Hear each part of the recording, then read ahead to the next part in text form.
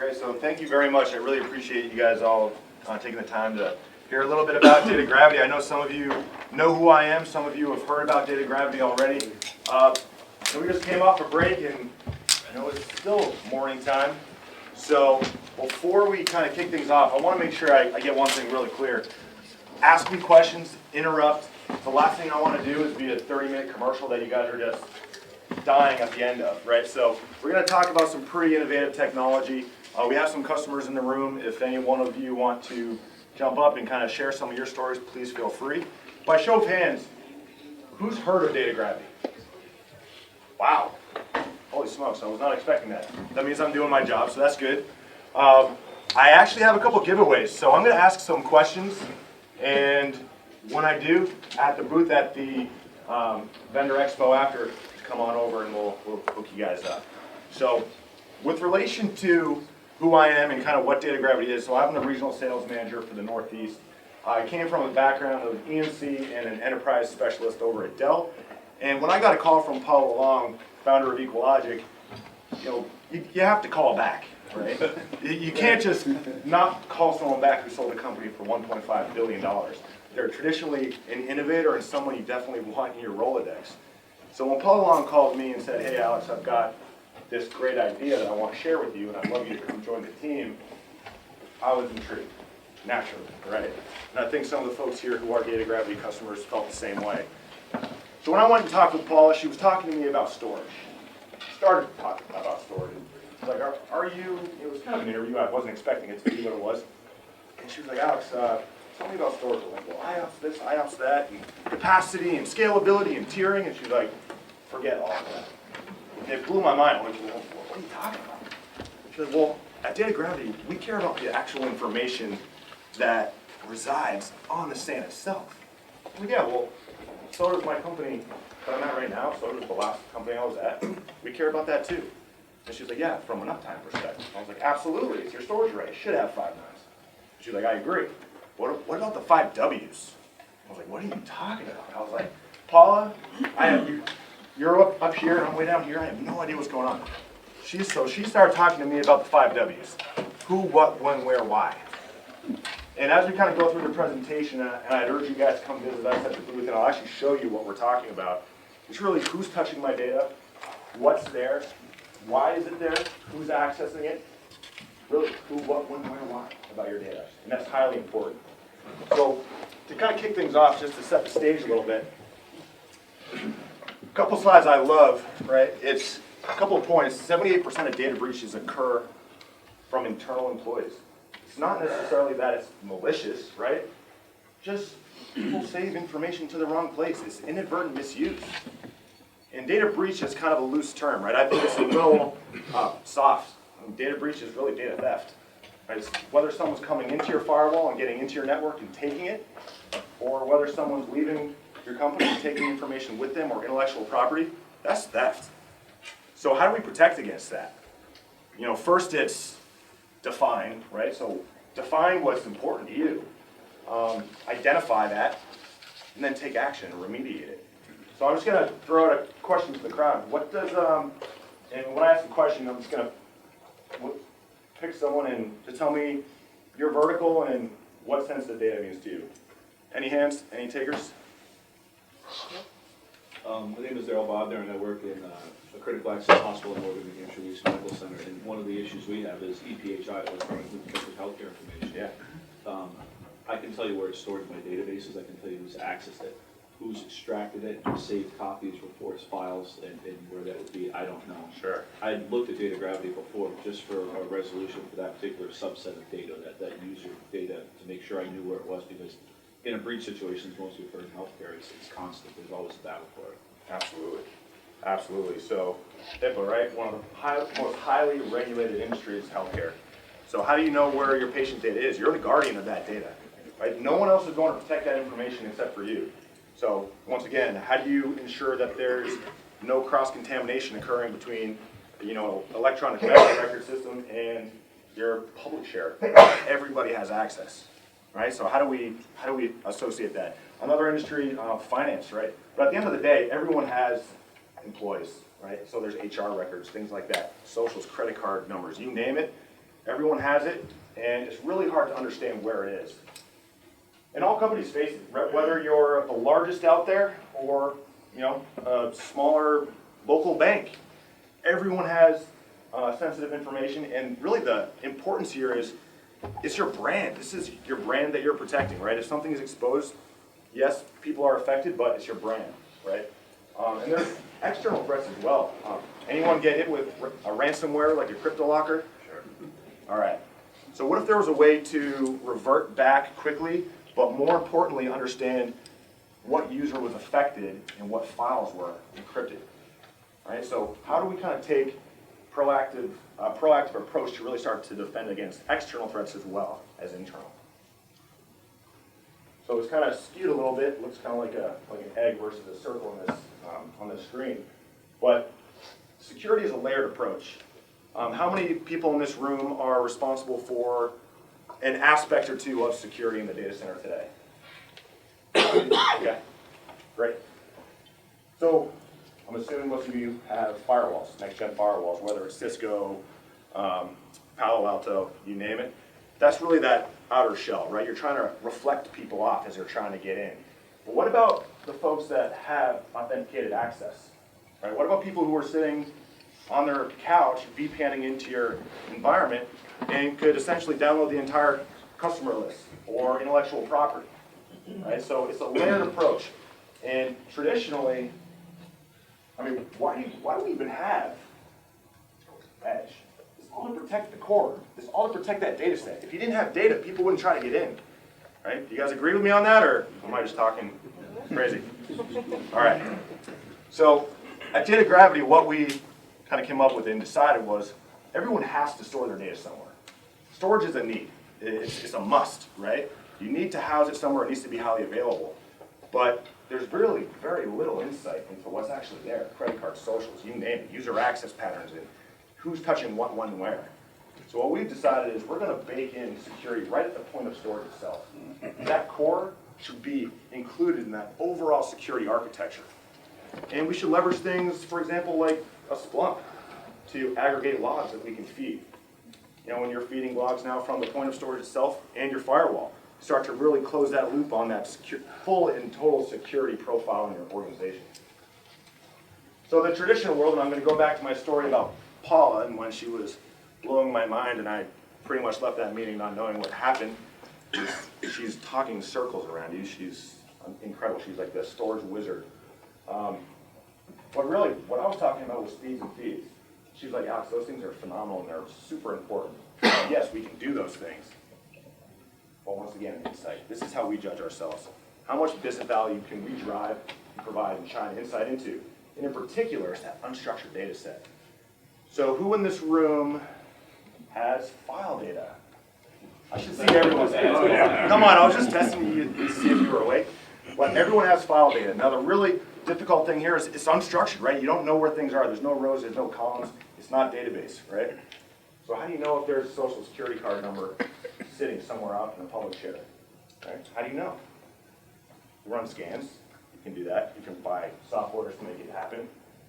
But one thing I will guarantee you is that there's something out there that you're not aware of, whether it's a user who's downloading and saving MP3s when they shouldn't be, whether it's a user who's deleting information, whether it's a user who's taking the entire company corporate customer list before they're leaving an organization. I guarantee you there's something that would shock you. And every one of my customers have found not only sensitive data, but pretty interesting data trends and analytical kind of representations in their data set. So, any questions so far before I continue on here?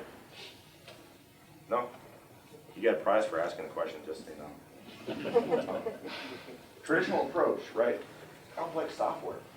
You've got audit servers, you've got agents, you've got all of these pieces around the storage device itself that are essentially extracting and scanning that file structure database, that file structure, right? Now, what if you've got 12 million plus files or 50 million files? I've been talking and working with one of the largest insurance companies in the world, and they were telling me they have hundreds of millions of files. They currently are scanning for sensitive data, but those scans take weeks and weeks and weeks. And when that auditor is sitting over their shoulder and saying, great, you just showed me account numbers or insurance policy ID numbers, but I want to see something else. All right, Mr. Auditor, come back in a month from now, I'm going to re-kick off this scan, right? Never mentioned, it's super expensive, agent-based, delayed discovery, and more importantly, it impacts your storage and your network.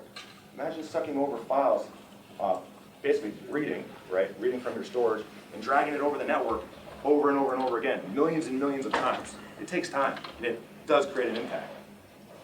So the genius in Apollo was, what if we could eliminate these aspects and collapse it down? What if we could say, you need storage anyway, we can complement your existing storage, we can be your end-all be-all storage, but what if we can give you that same insight right from the point at which the data lives itself?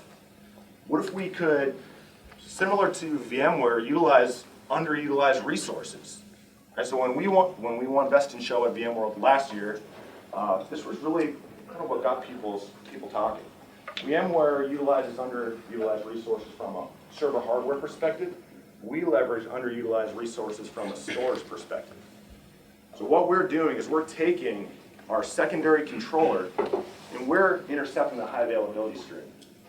So it still acts as a failover if it needs to, but what's happening is we're indexing in the background.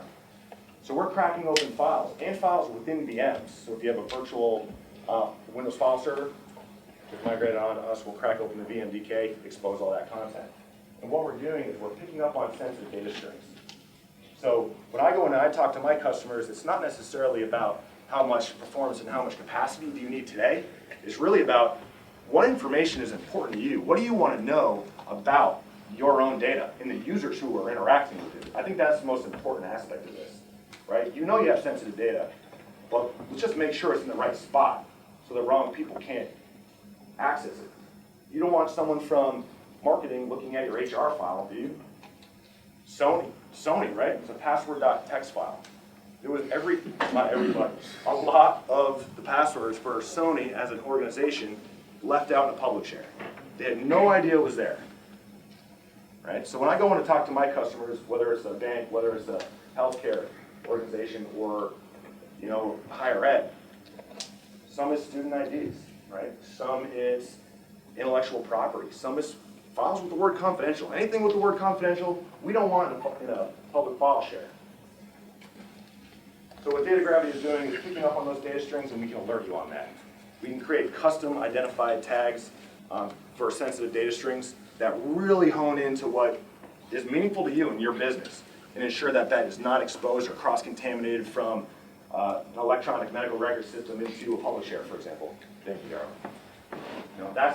That's what we do. We identify, we expose, and we help you. We're not the whole picture, right? There's other tools that you need to use and you should be using and considering, but from a definition perspective, so define, right? So we can help you define what's sensitive, and we can help you detect what's sensitive, and then remediate on that. So not only can we find those credit cards and socials and you name it, whatever's important to you, but we can tell you who put it there, who's read it, who's wrote to it, who's modified it, who's deleted it, you name it. That full, if you will, Facebook timeline of a file is all captured in an easy interface. And I'd love you guys to come over to the booth afterwards and talk to us. Does it have tags for it's been copied or saved elsewhere? We do. We can show you that. And you can customize those tags too. You can look for any data element you want. Because I know in one particular case that we talked about, we have to look for like unique identifiers for encounters, medical record numbers, which are not your standard specifics, and we can actually customize those. Yeah, cool. so great point. Great question. Yeah, so we can create custom regex expressions. We can create ands and ors. So we can say, I only want to see a file, I only want to be notified if a file has a social and a date of birth, or a social or a credit card. So we can do ands and ors, mix and match, you name it. Can you read images or image-based PDFs that don't have a text string? So images, we won't read the content in an image. We will read the header and any metadata attached to it. So we're working with some of the kind of larger colleges in the area for very similar projects. And as long as that metadata is, or as long as that information is in the metadata or in that file header, we can capture that. How would you compare to Varonis? Great question.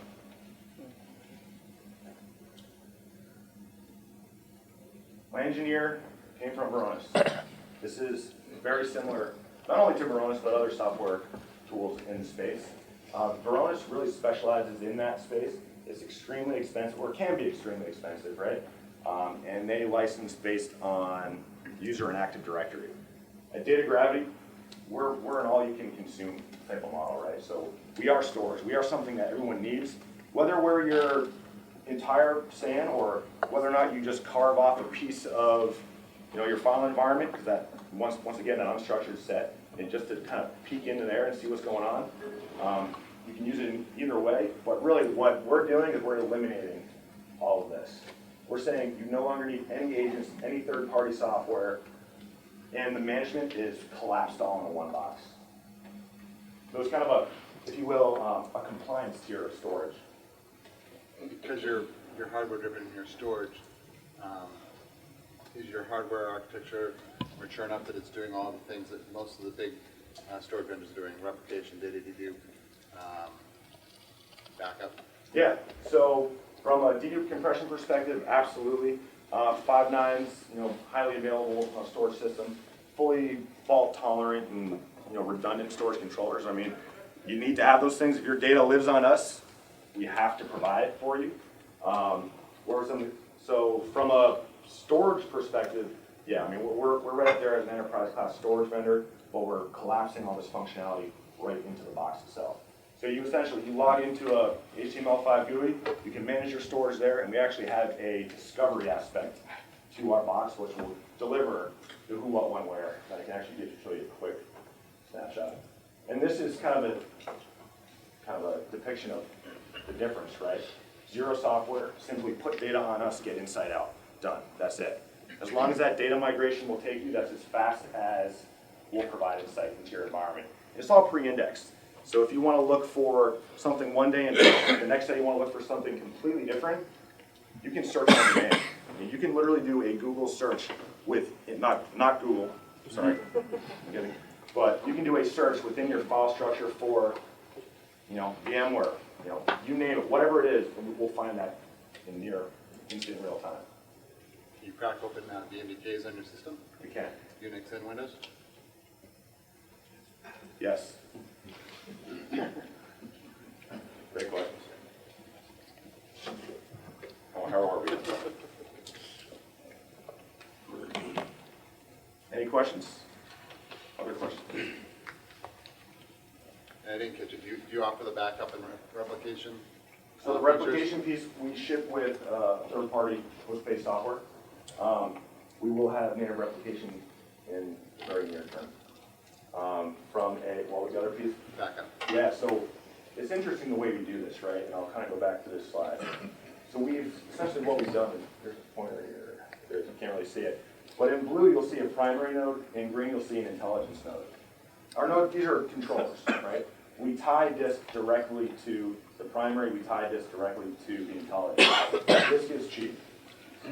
Expensive software and the performance impact associated with expensive software is not cheap.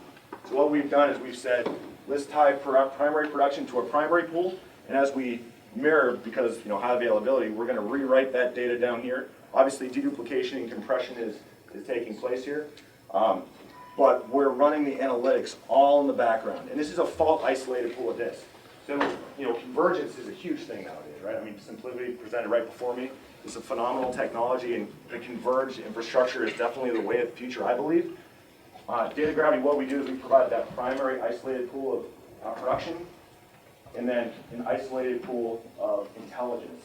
That also acts as a backup. So if you wanted to do, kind of back to the ransomware, right? If someone got hit, right, and you took a snapshot 2 minutes ago, what if you're not taking another snapshot for 4 hours, right? It's encrypting files for 4 hours. What we can do, because we're the storage itself, is we can take a snapshot, what we call discovery points, based on percentage change rates. So we can say, hey, we've realized something's unusual here. 3%, there's been a 3% change in the file structure. We're going to override, we're going to take a snap. What that gives you the ability to do is revert back from that isolated pool of RAID 6, that intelligence pool, and basically pointer redirection to give you instant restore capabilities right from the box itself. Good question. Come over to the booth later. Yeah. But to that point too, you may want to mention too that that's per file, so each file's history can be recovered, not just the whole machine at once. Yeah. So each file. So we can do an individual file, we can do a full machine in So this is the same amount of versioning? time. Yeah. Versioning? It is versioning. Yeah, you didn't have that before. Yeah, so depending on your discovery point policies, that's as frequent as we'll take versions. The other interesting thing is we keep a catalog of all the changes, right? So between point A and point B, we'll show you that catalog. You can select everything, you can select just a few and restore back. And more importantly, right? So we've had customers, I won't say the names of them, but people left the company and were deleting files. We can go into that person via AG, right? So we actually integrate directly with Active Directory. That's how we get our permission settings. We can say, I want to see everything and every action that John performed. We can go into John, we can sort by create, modify, delete, you name it. And in this particular customer instance, we just sorted by John, sorted by delete, and we saw every single thing that particular individual deleted, and we were instantly able to restore that back to primary. Can you integrate that with Outlook? In Sorry. other words, somebody's deleting mail and so forth.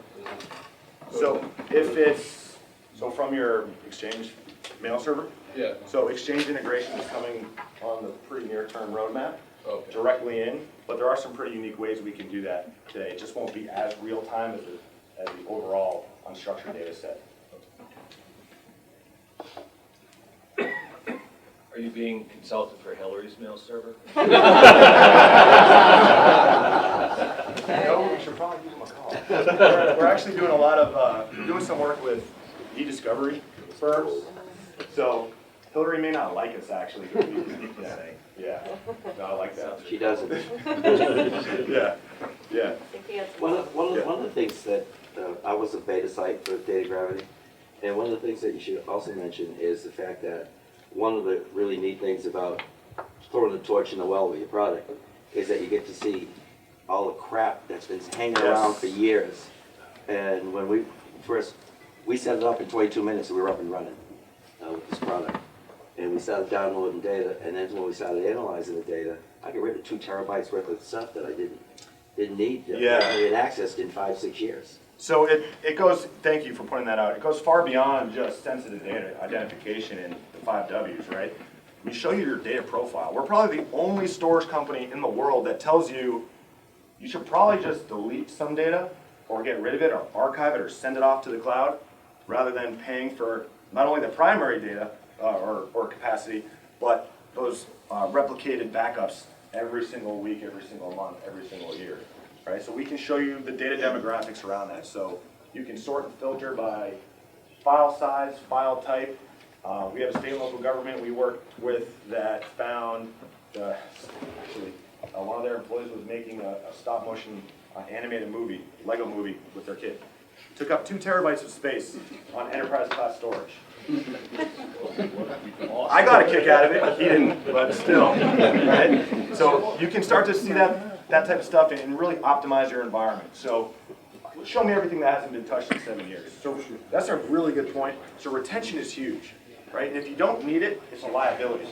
It can be a liability, right? So what if you could filter and say, show me everything that hasn't been accessed in 7 years, and then move that off to archive. Free up some space, maybe reallocate that budget that you otherwise would have had to spend on additional storage headroom, and use that somewhere else. Do you have that archive mechanism in there, or would you have to use a third party? So we're not going to, we don't integrate today. We are API based. We're releasing the API very soon. We're actually doing some pretty interesting things with relation to potential cloud offerings right now, and kind of creating that automated aspect to the product. Is there a use case for DataGravity and SimpliVity together? Yeah, there is. So while SimpliVity and DataGravity don't necessarily compete, from mindshare we do to some extent. From a head-to-head perspective, we kind of don't, right?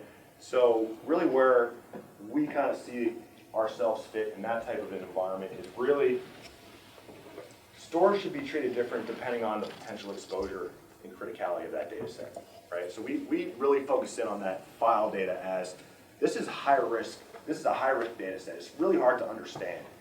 So what we would suggest in an instance like that is take your unstructured data, put that on us, or we'll act as a compliance tier, for lack of better words, or data aware tier, for lack of better words, and we'll work in that environment. How would you say you compared to a high-performance system like Isilon? And so, How do we? Yeah. so I have a research group that has a requirement that they can upload and download 21 gig files, and it has to be done in under a minute each. Sure. That particular use case I can't really address right now. I'd have to go and figure it out on the back end. But from a performance standpoint, you know, we're rock solid. I mean, you're talking 30,000 IOPS out of the box, you name it. You know, we're not going to be your flash optimized tier for 1,000 seat VDI deployment. That's not us. Really, what we are, we're a data availability and visibility tool baked right into storage itself. So once again, that kind of that data awareness, compliance, and sensitive data tier. But we also have, I mean, we have colleges, we have a lot of firms actually that are using us specifically for our dynamic search capabilities. So you can kind of imagine where the future of this product is going. Really what we're doing is we're unlocking your own data. It was kind of a crazy concept to me that before DataGravity, your data center was kind of this silo, right? It was in this room, in the back corner. It may not have necessarily been providing too much value to the business, but why can't you search it? Why can't I literally do a dynamic search like I do on my smartphone to the outside world? I can search anything on Google on my phone and get an answer, but I can't do that with my own enterprise class storage that I spent tens of thousands of dollars on right down the hall. Right, so really what we are, we're a portal into your own data set, and it's really about maximizing your data upside through search and collaboration and trending, and minimizing its downside with sensitive data identification. Is the auditing more discovering it through reporting and then acting upon it, or is there real-time triggers for storing sensitive data in the public share? Yeah, great question. So essentially, you could have someone drag and drop a file from finance into public. It has all this bank account information, credit cards, socials, you name it. We'll send you a proactive alert on that. We actually integrate directly with Realize Operations Center as well. So in addition to kind of your more operational intelligence, you know, around performance and capacity usage and, you know, drive failures, right? We can actually send you an alert and say, there's a critical alert. There is XYZ exposed in your public share. Do you want to remediate? Absolutely. How are we on time, Joe? Great, 4 or 5 more minutes. Okay. Just curious, do you find clients buying before the breach, or is it typical that they're coming in buying the insurance after the fire? Oh my goodness. I love that question. I wish it was all before, but it's not. I can't tell you how many conversations I have where we're in the middle of a PCI audit right now. It's like, well, I wish you called me 2 months ago. We could have really helped you out. Both, you know. Unfortunately, sometimes your toe needs to get stepped on before you do something about it. Yeah, yeah. You know, so we actually offer, actually through Access, they have a DataGravity system in their data center. What we call a data MRI. So a lot of our customers, before their customers, will actually take a peek into their data set itself.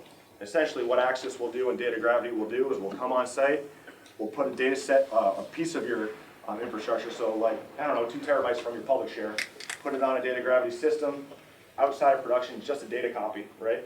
And we'll spit out a report that shows here's your exposure risk, here's your data profile around dormant data, things like that. So that's something that we definitely do and we encourage our customers to do, really. It's about identifying these risks, and if we can proactively take those steps and prove out the solution to you before you make an investment, we love doing that. How many of these have you sold to the NSA? To the NSA. So we have some conversations in that space, but I can't really talk about it. Just on one cool area, collaboration. Collaboration, yes. So we understand the relationships that people have with different files and different topics, right? So the nature of what we're doing, we're mining your unstructured data set. People forget about all this.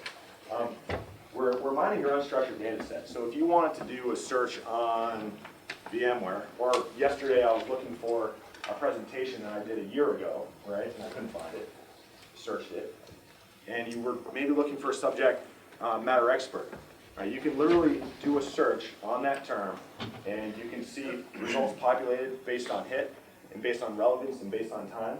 And more importantly, because we have those AD integration points, we can now say, you know, John is the subject matter expert and is collaborating with Sue, and we show a chart that essentially ties people together. So we have marketing teams that are leveraging this as not only a search tool, but a collaboration tool within the organization.